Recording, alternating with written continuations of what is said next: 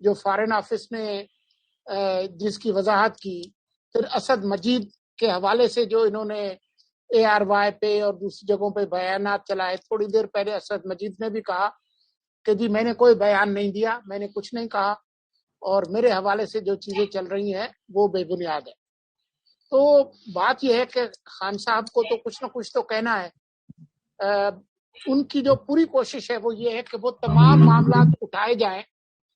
جس کے نتیجے میں جو اصل معاملات ہیں ان پر بات نہ ہو.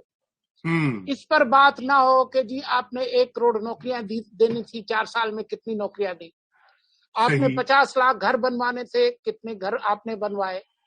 آپ نے لوگوں کو غربت سے نکالنا تھا، کتنوں کو نکالا،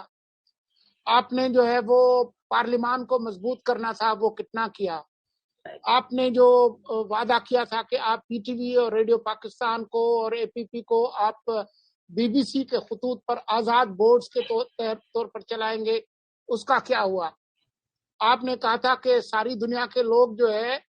وہ پاکستان میں نوکریاں ڈھونڈنے کے لیے آئیں گے. اس کے بعد پھر آپ نے اس پہ جو ہے وہ جھنڈا اٹھایا کہ دیکھیں ہم نے ریمیٹنسز پہ کتنے پیسے واپس منگائے اور کتنے لوگ جو ہے